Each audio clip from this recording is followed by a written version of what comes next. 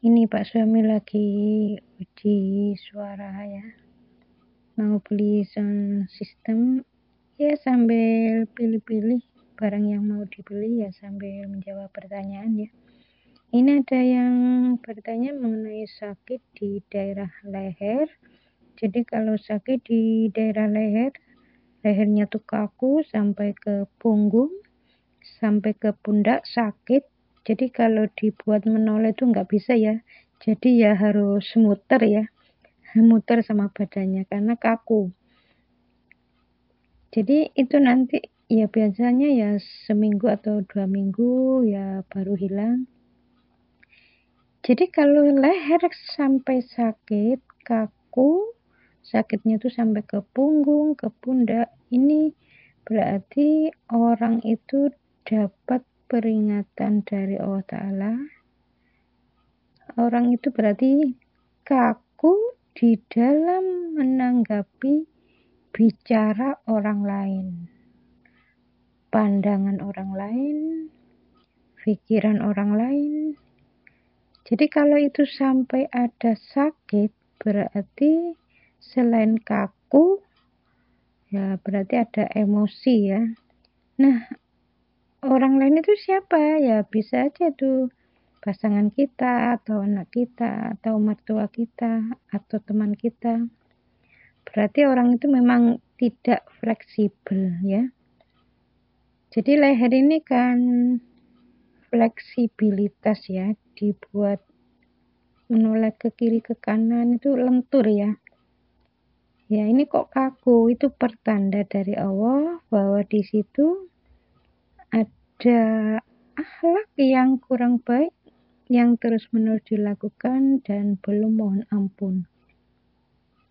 Jadi kalau sampai sakit, jadi kan ada ya orang itu dibuat menoleh ke kiri dan ke kanan hanya kaku, ada yang kaku dan sakit. Nah, kalau sampai ada sakit itu berarti ada emosi. Jadi dalam menanggapi bicara orang lain, pandangan orang lain, pikiran orang lain itu bukan hanya sekedar kaku saja, tapi juga ada emosi. Nah, bagaimana cara mengatasinya supaya lehernya nggak sakit, nggak kaku? Ya, kalau menanggapi bicara orang lain, jangan kaku ya. Jadi menanggapi bicara orang lain, pandangan orang lain, pikiran orang lain, jangan kaku ya, yang fleksibel.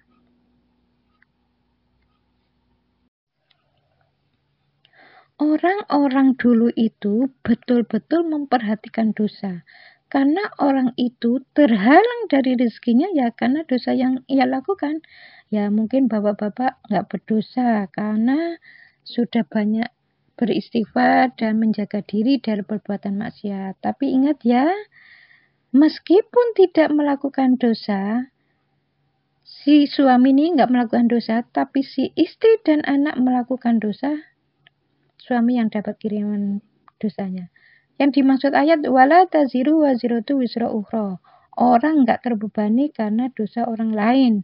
Tapi ini istri, anak, ini kan sudah diikat ya. Suami sudah ijab kabul, itu mindahin dosa dari pundak mertua ke pundak suami. Maksudnya apa? Kalau dulu istrinya melakukan dosa, ayah ibunya yang nanggung dosanya. Tapi setelah menikah, istri melakukan dosa, ayah ibunya nggak nanggung dosanya, tapi suami yang nanggung dosanya. Jadi jangan dianggap kalau suami sudah baik, nggak maksiat, nggak melakukan perbuatan dosa, jangan dianggap nggak punya dosa. Karena ya bisa jadi tumpukan dosa dari istri dan anak inilah bisa jadi membuat tidak terkabulnya doa. Jadi doa itu mau dikabulkan ditunda dulu sama Allah Ta'ala. Jadi ya jangan heran ya kalau suami berdoa sudah sangat lama bertahun-tahun nggak terkabul, ya bisa jadi itu dari tumpukan dosa istri dan anak yang dia tanggung. Jadi ayat wala taziru waziratu wisra ukhra ini untuk orang lain ya. Kalau orang lain melakukan dosa, kita ini nggak nanggung dosanya. Tapi kalau anak dan istri melakukan dosa, suami yang nanggung. Kalau anak melakukan dosa, ayah ibunya yang nanggung. Kalau belum menikah. Tapi kalau sudah menikah, melakukan dosa, ayah ibunya nggak nanggung, tapi suaminya yang nanggung. Jadi jangan diam, berwasiatlah, berikan nasihat yang baik. Karena yang dikhawatirkan doa tidak sampai ya karena terhalang oleh dosa si istri dan anak. Hati-hati karena tidak berasa ya, nasihati, kasih masukan yang baik ya. Karena si istri dan anak ini kan makhluk yang nggak sempurna, yang nggak luput dari dosa. Tolong ingatkan.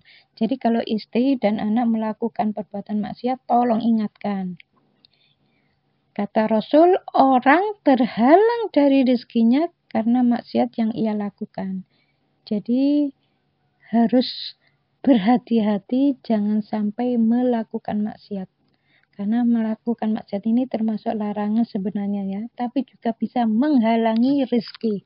Ya, mudah-mudahan video ini ada manfaatnya ya. Assalamualaikum warahmatullahi wabarakatuh.